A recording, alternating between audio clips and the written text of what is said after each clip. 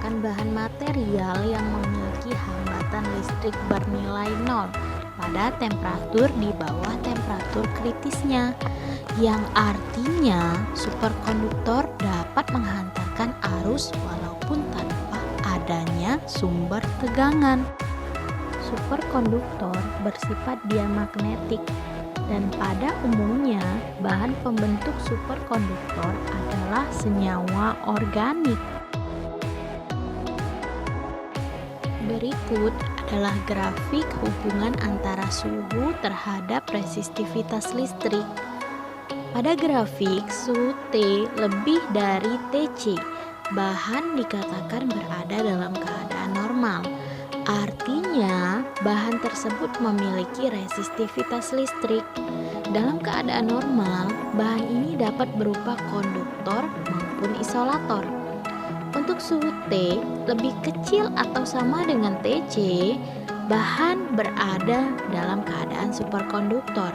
Artinya, bahan akan menolak medan yang datang disebabkan karena medan luar yang diberikan selalu sama besar dengan magnetisasi bahan.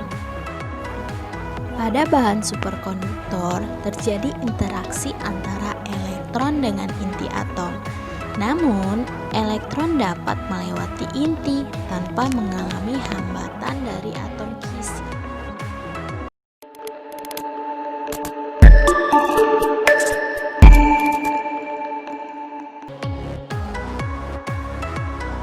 Superkonduktor.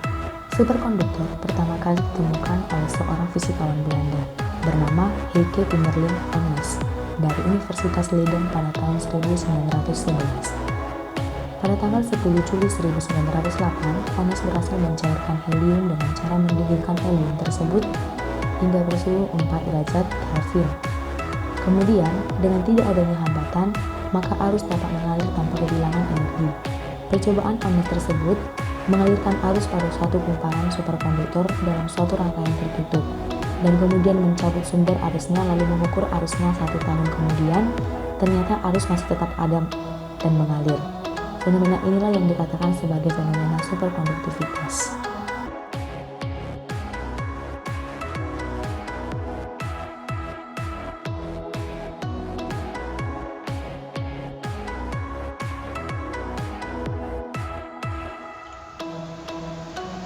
Tipe superkonduktor.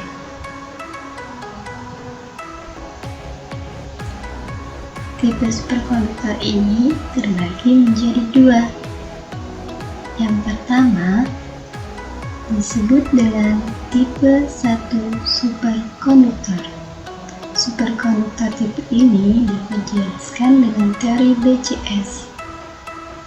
Superkonduktor ini secara relatif ditandai dengan efek Meissner.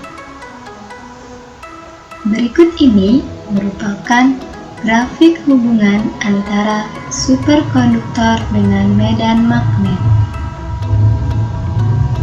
Yang kedua disebut dengan tipe 2 superkonduktor.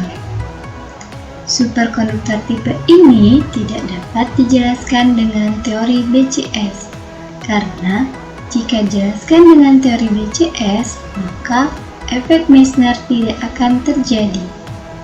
Berikut ini merupakan grafik hubungan superkonduktor dengan medan magnet. Selanjutnya, kita akan beralih ke materi perhitungan stoikiometri. Pada perhitungan stoikiometri ini dapat kita tinjau dari 2 jenis bahan yang berbeda. Yang pertama, barium karbonat.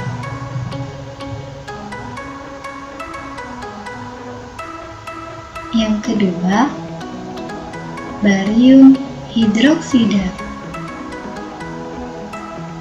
Yang pertama, untuk bahan superkonduktor barium karbonat dengan tanpa media pelarut alkohol Bandingan stoikiometrinya adalah sebagai berikut. Sehingga bahan yang dibutuhkan sebanyak berikut ini.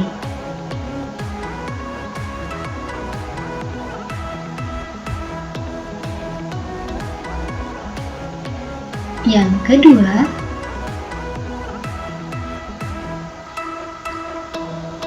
sampel dengan barium hidroksida tanpa media pelarut alkohol.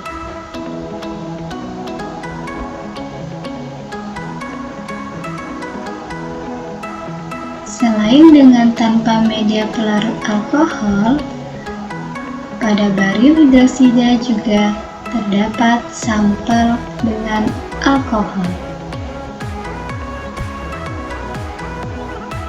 di mana sampel dari barium hidroksida dengan media pelarut alkohol perbandingan stoikiometrinya adalah sebagai berikut.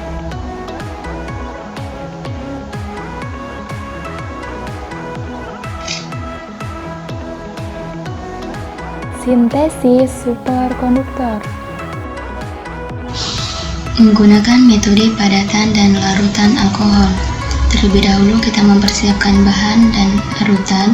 Setelah itu penimbangan bahan serbuk ND2O3, BaOH2, 8H2O dan CuO, dan larutan alkohol menggunakan neraca analitik. Kemudian pencampuran dengan larutan alkohol yang diaduk dengan magnetic stirrer selama 24 jam yang akan menghasilkan bongkahan kerak kering, dan pencampuran dengan penggerusan di dalam mortar dengan pastel selama 6 jam. Maka terjadi penguapan pada suhu 120 derajat Celcius yang akan membentuk kerak kering, dan kalsinasi pada suhu 900 derajat Celcius sehingga diperoleh campuran yang halus, dan campuran ini dibagi menjadi dua, yaitu C1 dan C2. Penggerusan dilakukan selama 4 jam.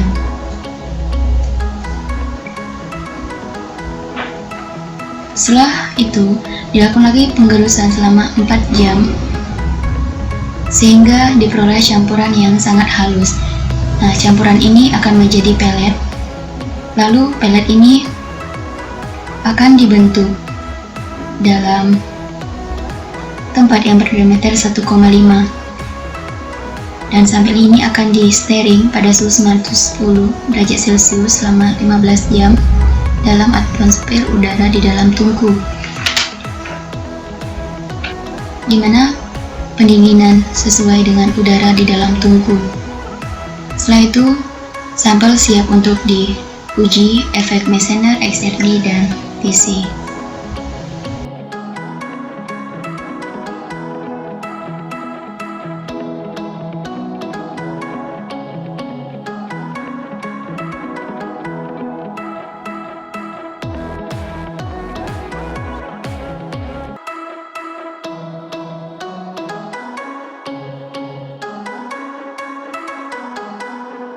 Berikut adalah karakterisasi sampel dari YBCO.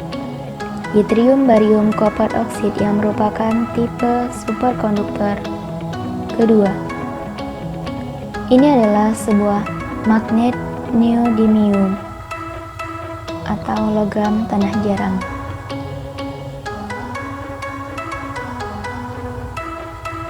Kita ilustrasikan bahwa magnet mempunyai sebuah medan yang dapat menembus ruang di sekitarnya. Ketika pada suhu kamar, YBCO tidak berinteraksi dengan magnet. Namun, ketika pada suhu 77 Kelvin direndam dalam larutan nitrogen, maka YBCO akan menjadi superkonduktor pada suhu 90 Kelvin. Dan terjadilah peristiwa pengangkatan Peristiwa pengangkatan terjadi karena superkonduktor menciptakan medan magnet yang berlawanan persis melalui arus eddy. Karena sejak resistansi YBCO adalah 0, maka arus eddy tidak terbatas dan bertahan untuk menentang medan dari magnet. Fenomena ini disebut dengan efek Meissner.